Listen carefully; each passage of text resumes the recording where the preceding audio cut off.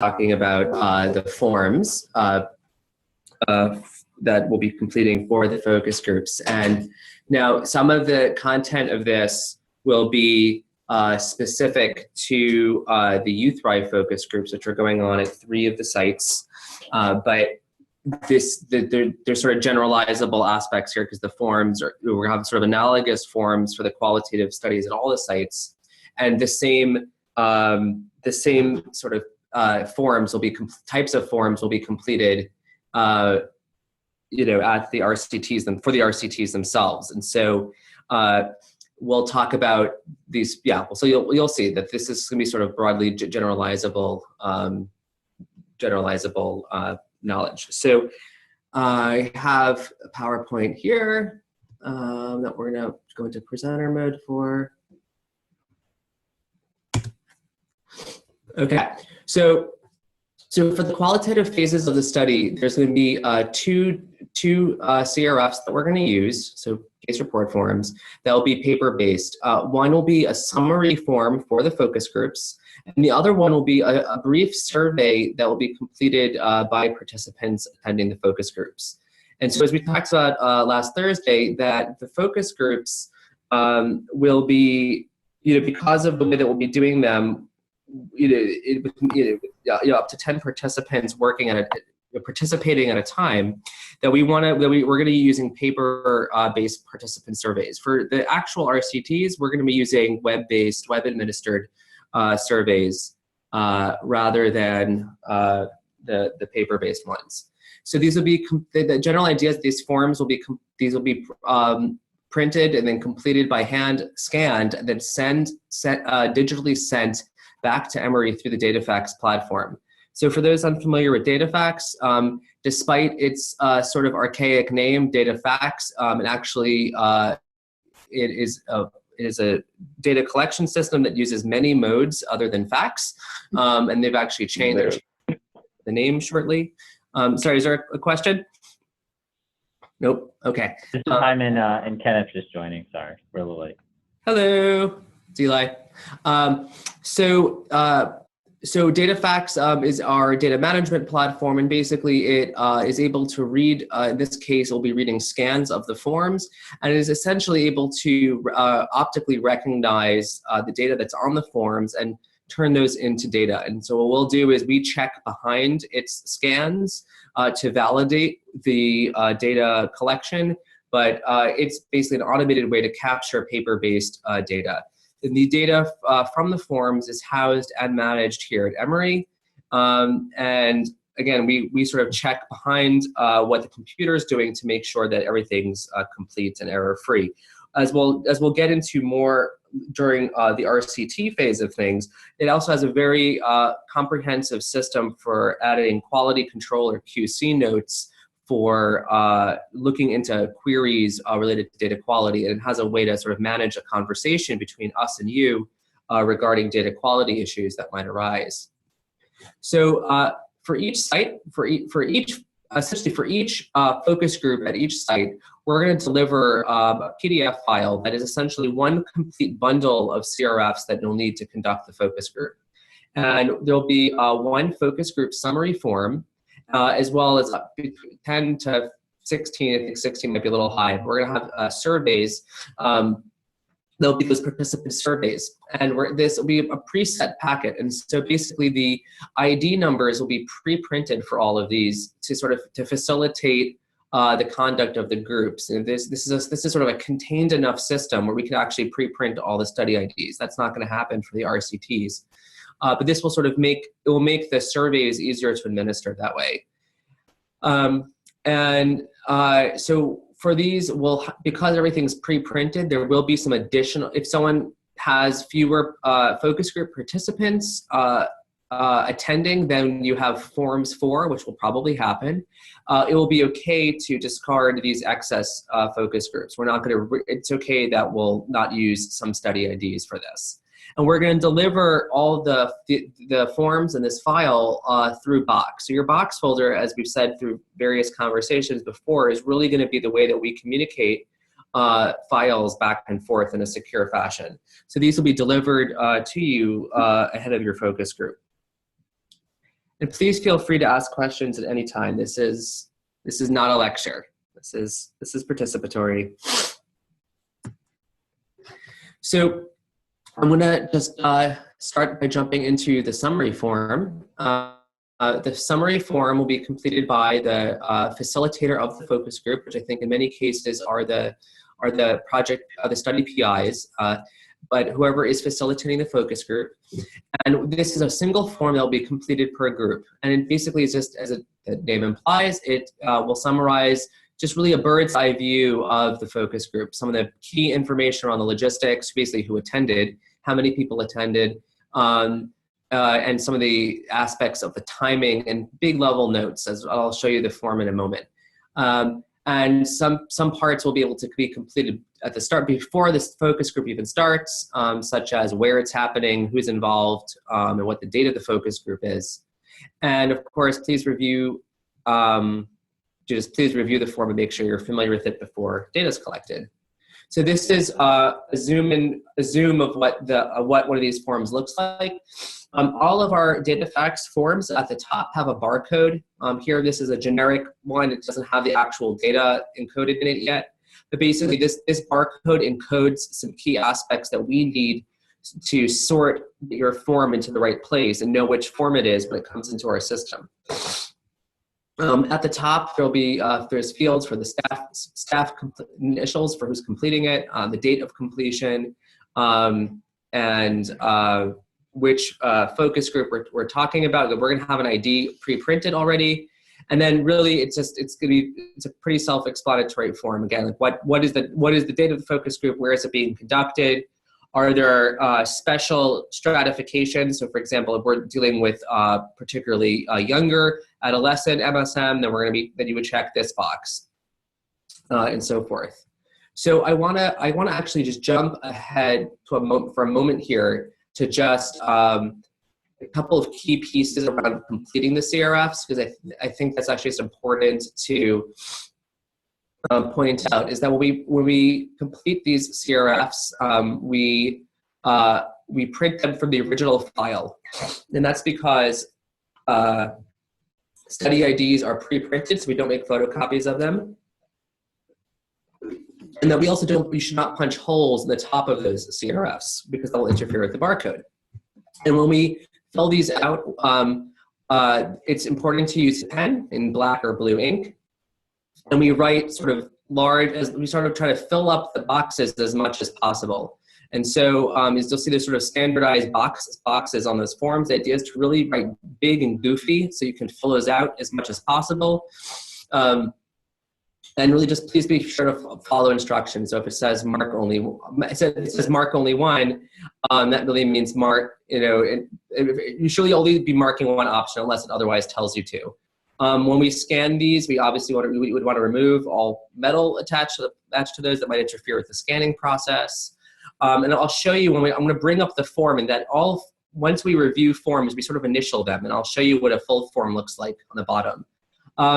Some things not to do are, like, you'll see that for where we write letters, we often have one letter per box. Please don't write in cursive. The DataFax does not recognize cursive very well. And really writing out of the fields, such as in the margins, will not a good idea. It won't be recognized as well by the computer. And so, for example, when we have boxes on these forms, we want people, there's a very special way that the DataFax does better at reading them, which is that it recognizes X's very well. It does not recognize other markings that you might put in a box, like filling it in, these various things. I don't know what that is, a check mark. We ask people to write a clear letter X. And again, when filling out numbers, it's important to really fill up the boxes well with really obvious numbers. This 2 and this 3 on the bottom, the computer may have a difficult time recognizing those. That being said, if you have unsalvageable, sloppy handwriting, don't worry, because we actually do have people looking behind when these forms come in, we do have people looking and validating the forms. And so these are sort of principles for filling out the forms in the optimal way, but it's not like all is lost and no one's ever looking if they are faxed in looking differently. There's a few extra notes here. When we have boxes that that are numeric and there's sort of leading zero, there's sort of extra digits, we ask people to write justify and put leading zeros in front. So for example, here is number 4 with 2 boxes allocated. The right way to do it is to write 04. If this is a number 7, you could just write a number 7 with nothing in front of it, but we ask people to fully fill out fields. And so that's another thing to keep in mind is putting out is sort of filling up to the maximum allowable space. Another piece here is that if there's partial data, so here this is someone who has refused to answer a question or you don't have some information, this is where writing outside the boxes is encouraged. So here today is, let's say it was, when was your last HIV test, and someone just doesn't know the day, but they may know the month and the year. Then here what you might do is you write a slash through the line, you write a single horizontal line, and you initial and date why this field is missing. For hopefully as we develop all of our CRFs of the project, we're going to anticipate most of these escape hatches. Like someone doesn't know the date, the exact day of the year of their HIV test, we would probably anticipate and have a don't know box. But this is just an example. So what we ask people to do is put a line through, write an explanation, initial and date. That helps communicate to us what's going on so we could deal with that appropriately in the underlying data. I'm going to come back to some of these. I want to actually, so these are just to give you a sense of some of the issues with filling out the forms. I want to actually go back and show you the forms before we get too far, before we get too abstract here. And so I want to go to the summary form here. Hold on a moment. Can people see it? All right, everyone's muted, so I guess that's good. We can see it, Eli. Okay, thank you. Any questions so far from anybody? Okay. So here's an image of what the focus group summary form is. It's a 3-page form. And as we started before, it really is just meant to collect some high-level information about what happened at that focus group. And so here, the section 1 is sort of general information about the where and the when, who is facilitating, and also email addresses for the facilitators. Again, this is to really help us when we have, we're going to have sort of some key pieces of data about the focus groups. We're going to have the audio. We're going to have some sort of informal feedback, but this is really to give us a quantitative record of what happened that day. And so it's really just high level. So field 7 will be how many were scheduled to attend and how many actually attended for the focus group. And in this case, we may need to clarify that what we mean by attended is really how many people consented and participated. So I think that's actually, in thinking about this, we may want to clarify that. Really, how many people took part in the focus group activities. And then in section 2, this just records a few of the parameters of the timing of the focus group. So when was it scheduled? Here it says it walks you through hours in terms of hour of the day, hour field, minutes, AM, PM. And so here in this case, you'd fill out numbers on the boxes, and over here, over hours and minutes, and then there'll be an X checking mark for AM versus PM for the schedule, and then the actual start time and the actual end time. Here, this field 4 is to say how long was the active discussion portion. So really to say essentially how much audio might we anticipate for this focus group here in terms of hours and minutes. And then section 3 was just to confirm whether the audio was captured for the focus groups. And then there's instructions here about where to upload it in Emory Box and which file naming convention to use as well. I guess we haven't figured this out yet, but there's also some instructions around how soon after the study, after the recording of the focus group, we expect people to please upload the data. This is a very harsh message. I think we need to tone it down. I don't think it's, but basically, I think within some hours or days afterwards, we would like people to upload the data from the focus groups. And then here's also, was the focus group recorded, was another question. Then on the back of the third page of this form, we have section 4, a notes field.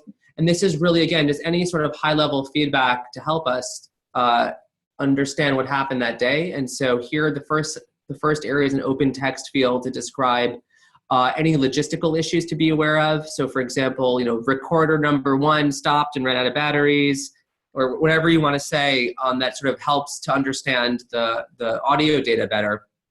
And then section 2 is really high-level reflections on any major themes or issues that came up. And this is obviously this is not a space to code what happened, to code the audio data, but this really could be, a really, detailed discussion on, on prep adherence around this issue broke out, or whatever it is, some really big flags that you may want to sort of tag up front for what happened during the focus group. And so that's sort of what we were looking for capturing here in this last field.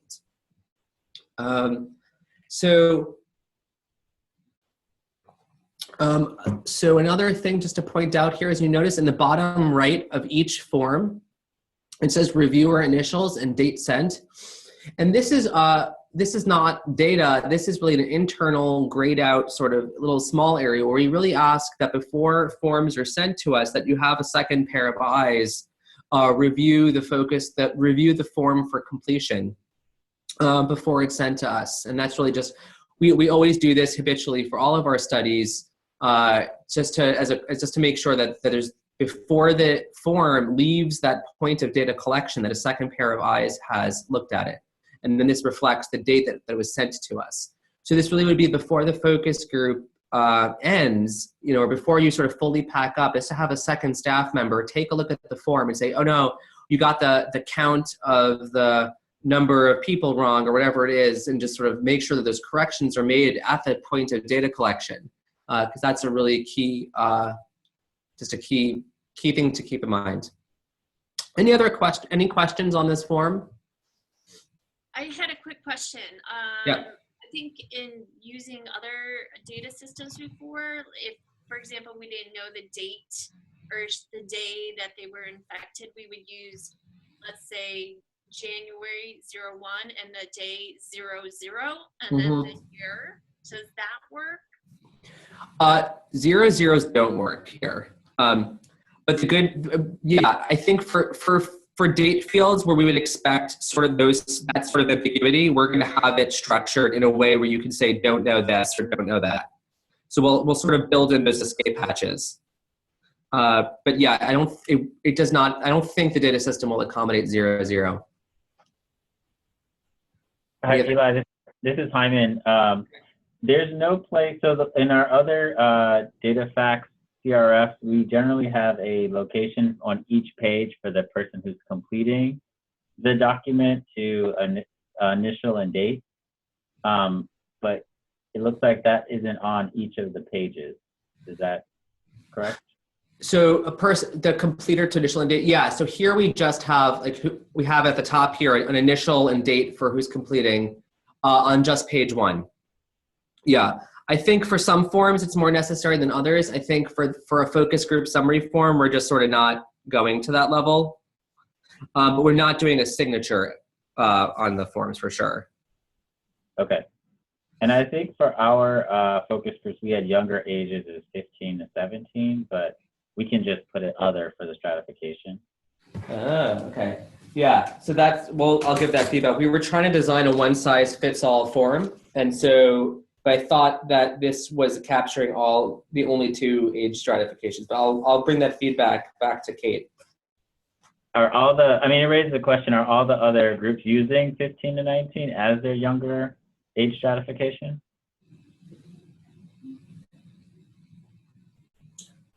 Youth Thrive is. That's our stratification. Okay. Hyman, what were you going to go down to? 14? No, we were saying 15 to 17 was our younger age stratification, I see.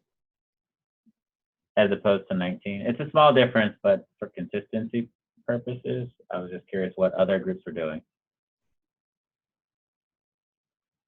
I'm pretty sure right now it's your group, Links, and Youth Thrive that are doing stratification. Is anyone from My Choices on the call? I don't believe that they're planning to stratify in that way. Okay. Great. Great, thanks. Another thing, by the way, is just as another printing note that we ask people to print these as one-sided, just because it will create issues with storage and scanning if the forms are two-sided. Just another small note. So next, I just wanted to quickly go over the participant-facing form for the focus groups, which is the brief survey. Okay, here it comes. Now this one is very specific to You Thrive. And so for people working on Links and My Choices, I know we're still going through the final phases of the content for yours. So I'm not gonna go over these in super deep detail just because it really pertains, the questions are so study specific, but I think there's just a few pieces that are still more generalizable. So this is a unique form for us, and it probably will be for all these projects, and it's really a form self-completed by the participants. I think really we're gonna have very, very little of this ever again in the projects, and that really most things that the participants will be completing that are data will be through surveys and the apps for the interventions that they're using. But in this instance, for the focus groups, just operationally, it's a lot easier to have the participants fill out a few forms. But with that will come sort of an aspect of coaching participants, or the optimal way to how to complete these, and so we have here an instructions area on the beginning of the page that sort of gives people a quick crash course in how to complete the forms, including how to complete the check boxes, how to fill out the numeric fields, and then when to write sort of free form text like for an other box here. But there may be some additional, you and your staff may wish to sort of provide additional instruction to people or help with them in how they complete these forms to be a little more friendly for data facts. And again, for these, we're gonna have the ID fields pre-printed, so the participants are not gonna have to be worrying about what their ID is or anything like that. They're just gonna get their own form as well. So, and then after the instructions are just very sort of typical demographic type questions. How old are you? Do you consider yourself to be Hispanic or Latino? Here, I'm gonna zoom out a little bit. And really, it just marches through, basic sort of high-level information, and really looks like how many of our computer-based surveys look as well. So there should not be any surprises here at all. You know, one thing, it's a 7-page form. It's not that many questions, but we sort of give a lot of space on these pages. So here, this page has 5 questions on it, and then there's the next page. So we give a lot of just a lot of extra space here. And so this is mostly about demographics. There's a few skip patterns that we show here. We try to make things very visually helpful and obvious. So here, are you currently employed? Yes. If yes, are you employed full-time or part-time?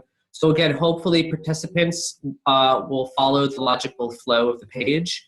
But if if questions come up, just we ask that staff be familiar with the forms and be able to help people through them if issues come up. And I don't think there's really anything else that's here that's particularly remarkable. Here's income and insurance questions, again with another skip pattern, but there's really no complex skip patterns here. here there's a question here. So You Thrive participants are all living with HIV. And so here, this question about when one was diagnosed with HIV. And then here is month and year. So this may be an example if someone really only knows the year, but doesn't know the month, then this might be a place where you annotate that on the field, and we'll deal with that. We'll deal with that accordingly as well.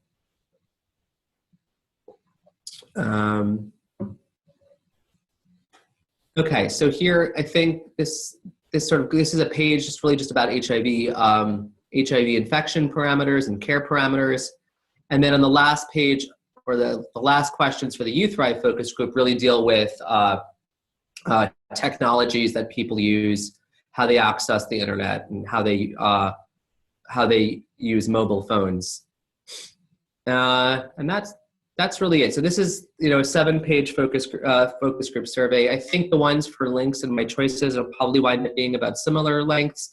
I believe those surveys will have a little more around sexual behaviors that You Thrive doesn't have. But that's the general idea. So I think operationally, this the type of thing will be printed out as single pages. And if you could, then at the focus groups, we would have clipboards and pens available for people to complete these after they complete their consents. Notice Eli, here, yeah. Sorry, I didn't mean to cut you off. I just had some feedback whenever you're ready for it. Okay. The reviewer.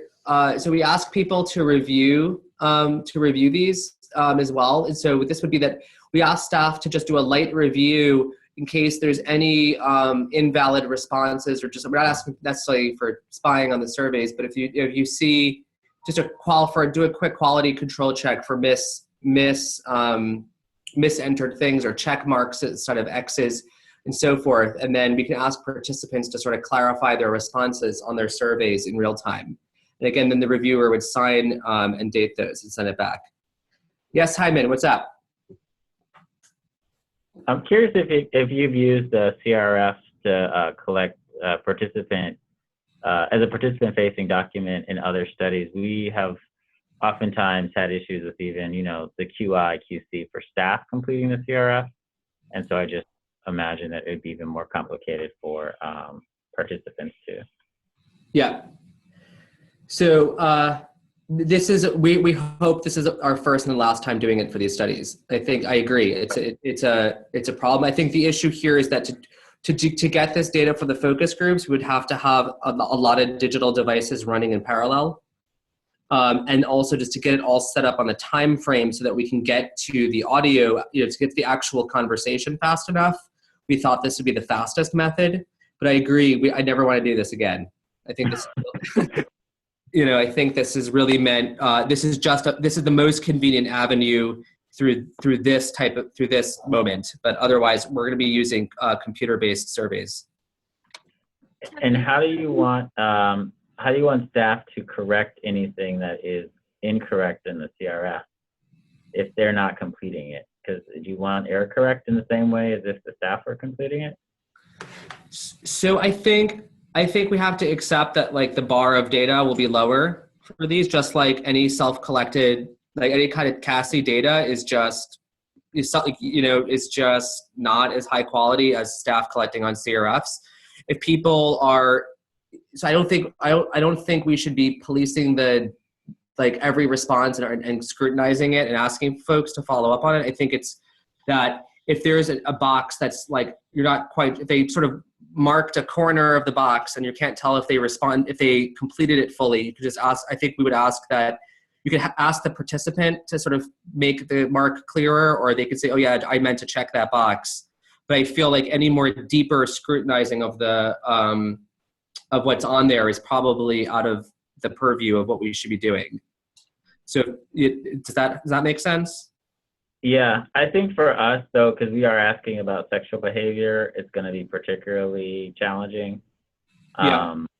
Because we would like to have those data, and I do agree that if we're going to go through and review it, we might as well do interviewer collected, and then but I don't think we're going to get as clean data. Yeah. Well, I guess, so, you know, right, we're thinking about the tools available, like computer self-administered versus interviewer versus self-administered paper. I guess the thinking was we want to get to the conversation part, and that the other two modalities were just too long. But I mean, I think we could. You know, if you think that this is unfeasible, we can talk about it. I think, you know, I wonder, have you expressed to Kate any thoughts about the sex behavior section being collected differently? No, we didn't talk specifically about it. But I think, you know, with some of the skip patterns and stuff, depending on what people report, it'll be much longer than most people might need to complete. And we have done some just paper, just standard Word documents.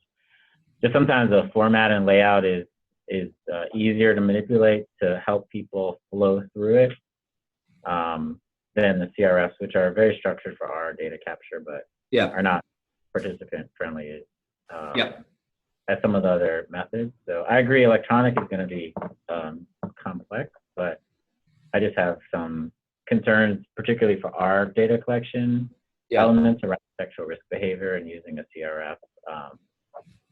With the quality of the data we're going to be able to capture. I understand the streamlining of things, but it just gives me pause for.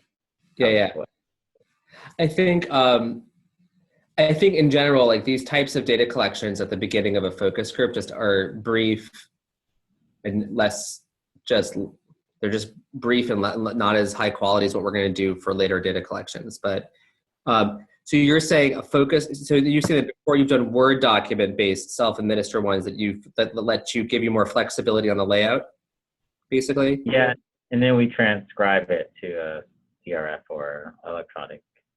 So that's more work for staff, though. Yes.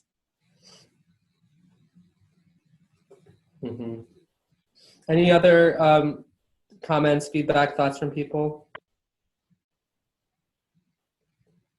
Okay. Actually, sorry, it's Rive. If this is something that's going to be handed to people, are we planning, I mean, I guess it's right along the lines of what was just asked is, you know, like, do we need more instruction here or more guidance in terms of how to fill it out, or some permission statements in terms of this is private information, no one's going to be judging you? Something that's more like a user administered questionnaire, you know, versus, because it does feel very interviewee. Yeah, we got some of that up here.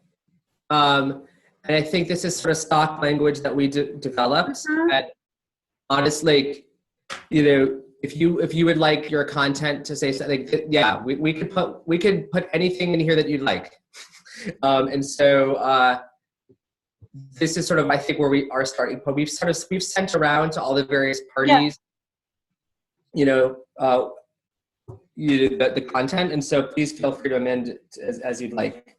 Okay, I mean, I defer to Allie on it, but yeah, I think we'll just talk about, you know, how it is that we'll be collecting the data. Okay, great, thanks. Yeah.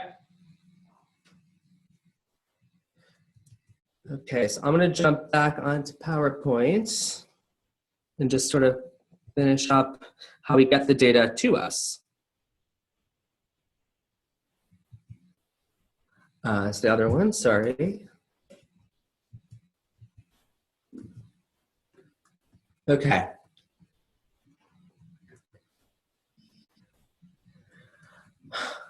Okay, here. So I think we left off on this sort of how we deal with lost and missing data. We talked about sort of putting a line through and initial and dating issues with missing data. Similarly, if there's data corrections, we ask people to put a line through the incorrect response. So here a 5 was marked, but we needed a 4 instead. And we put a line through and then put the right answer next to it, rather than totally scribbling out the contents. We ask also for an initial and date. This becomes more important during the RCT phases, where you sometimes have several rounds of back and forth over a field, or it's like, hey, you said 5, what should it be? And then the next time write 4, and then you write, oh, next time I meant to say 3. And so you can sort of see the version history, as it were, better with a line rather than scribbles. So anyway, all that's to say, there's an art to filling these out, which I think many of you have seen before, and this is sort of how we ask for it, for completion, for changes. We're really, you know, again, for this phase of the research, there's going to be very little changing and back and forth, hopefully, for these forms. Okay, similarly, if an X is marked in the wrong box, the appropriate way to indicate that is with the line and then initial and dating. And then similarly, if the correct answer was previously crossed out, you could sort of, the next wave is to put a circle around it. So this is sort of like, okay, this is sort of undo back to where you were before. So this is, again, hopefully we're not going to have too many deep corrections on these forms as well, but this is sort of our system, a line and then a circle to indicate corrections. But again, you can write extra information on here, like should be yes, and then initial and date. That tells us on the data side what you meant to do. So this will, as long, the key is that just to convey to us what happened, we'll see the image as it comes in, and so we'll be able to respond to this. As I mentioned before, at the point of data collection, ideally CRFs will be reviewed by staff before being sent to us. And again, we're asking for sort of a high-level view here to understand, make sure that nothing was skipped or missing, that all answers were entered clearly, and that there's sort of no marks that will interfere with the barcode. Hopefully, you're not tampering with the barcode, and then really just checking that the data are complete. And again, for the participant survey, it's going to be, I think it's much harder to QC, obviously, because the staff are not the ones who have filled it out. And there, we're really just looking to make sure that the form, that the fields appear to be filled out as the participant intended.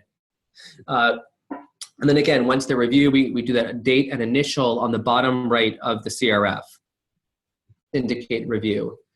And so after they're done, we're going to ask.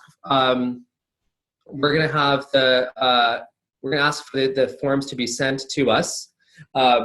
We have there's an upload tool called DF Send, and then so you can send sort of batches at a time. We ask that about 15 to 20 pages sort of get sent as a batch. I think that's sort of our general limit. But the basic idea is that these get scanned in. And they can be sent to us as a PDF using the DF Send tool. And I'll show you some screenshots of what that looks like in a moment. But the basic idea is that it's a tool that will make available in Box. It's really a very, very simple tool. And basically you log in, and then you send this, you navigate to where the PDF is to upload, and then it gets you just click transmit. And you enter the password and it comes to us. So we ask people to send those CRFs within 2 days, 48 hours of the completion of the focus groups. Can I ask a question? Please. So this is Allie from You Thrive. Are project staff sending that when we're traveling, or are staff from the CRVs uploading the form? Great question. Okay, so I think we have a slide about this, but our intent is that the forms are staying at the SRVs. They're not going to be traveling with, with Keith, and that it is the SRVs that will be doing the upload process. Fantastic, thank you. And so if we don't have that slide coming up, I'll come back to our thoughts on data storage as well. Great, thank you. Mm-hmm. So this is the DF Send tool. We're going to give everybody a username and password for this. At this point in the study, in all of our studies, we're going to give everybody a generic, the same username and password, because it's going to be a send-only set of login information. So it's not really a security risk. It's a one-way data submission. So it'll be like ATN submit or something will be the username, then we'll give a password to that. Later, for the RCTs, we're going to have other modalities of data submission that will be more two-way, where we're going to have direct data entry into iDataFacts. So we're going to use less sending later, and more direct data entry, and that will have different usernames and passwords. But at this point, we could all just share a common username, and you log in here on DFSend, and basically you just add and drop PDFs into this sending queue here. So you go add, and then you navigate where your scanned file is. So here it says FGD summary form. You go out, you select it, and then it sort of gets queued up to be sent to us. And it asks you for your username and password again. Everything will be going to the same server, and I think it will either have it. I think you can just. It's when you first set up DFSend. We'll have you set it up for our system, which is called firebird.sph.emory.edu, and we'll help you. We'll have a cheat sheet that goes through this again. But this is the server that receives everything, and you log in. And once you queue up your file to send, it will ask you for your username and password, and then that's it. So that's really it. It's really just log in, select files, send, and then you're done. So it's pretty easy. And then we take care of the rest. So again, the DFSend will be available on Box in a. We'll put it in an obvious place near where your CRF packet is as well for the focus groups. And again, we'll have a generic login and password. So for the storage of the materials, as I alluded to before, we're hoping that we intend for the completed paperwork, that is the original summary form and all the participant surveys would be stored in a single binder, and with a divider to sort of separate the focus group bundles. So if you're doing 2 different focus groups at your site, then you'd have a binder that had just 2 sections containing the source CRFs for those 2 focus groups. Because you imagine that if you have 10 participants for You Thrive at a focus group, it's actually 70 pieces of paper plus the summary form. That'd be 73 pages. So it's actually non-trivial. And so I think a 3-ring binder would be the way to go here. And then those would be stored in a locked cabinet of a locked room, in a locked building, in a locked city. That's a joke. Okay, so anyway, so the idea is that that these would be stored on site at the SRV, and again that these would be submitted to us at Emory within 2 days of the focus group occurring. Great. As we go into the RCT phases, we'll obviously have a different sort of binder arrangement once we have actual participants enrolled individually. We'll probably have a different system than sort of an entire focus group in a binder. So as I also alluded to earlier, the DataFax is sort of a platform that does a bunch of different things. Right now we're using it in sort of a very limited capacity for just paper CRFs and then scanning and sending to us. But during the RCT phases, we're going to be using its QC reporting functionality to tag data issues that are identified and sort of communicate those issues to you at the sites, and in order to start a conversation back and forth where we correct the errors and the issues that come up on those forms. So it could be, imagine if there's a date field that's out of range, that we put a note on it during the review process that says, hey, there's an error here. And then we'll have periodic reports that go to you that summarize the QCs that came up on forms recently submitted. And so there's a very good audit tracking system and logging system in DataFax that we'll be deploying. We'll also be using iDataFax, which is a direct data entry version, where basically where site staff can actually directly enter data rather than sending it over to us. And this helps reduce some of the paperwork load, and it also allows us to be more interactive with you. And there's one of the most important places for interactivity in the data submission comes around randomization. And so we'll have randomization occur within the DataFax platform. So if you have a new participant that you're enrolling in one of the RCTs, right when eligibility is confirmed and the person is sort of officially in the data system as enrolled, you'll be able to actually randomize them in real time and get a treatment assignment directly out of DataFacts. And so you need to have something more interactive than scanning and sending us stuff for that to work. And that's going to all happen in the iDataFacts framework. So there's going to be more features coming down the road, and this is sort of a light introduction to how we use DataFacts for our work. Oh, and now I'm done. So if any questions, we're happy to take them now or in the future.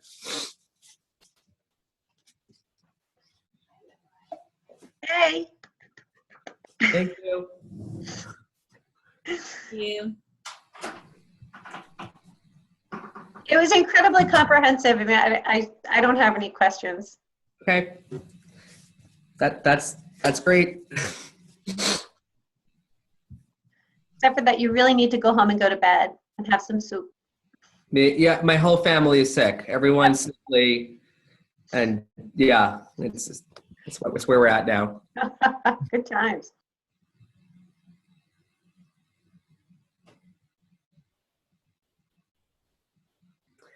UNC friends, do you have any closing thoughts? No, but just thank you, Eli. It was a great presentation. Okay. Great.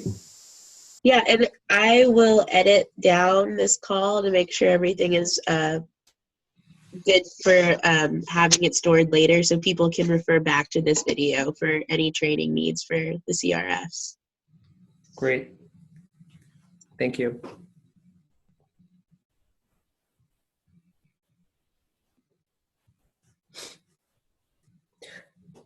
Have a good day, everyone.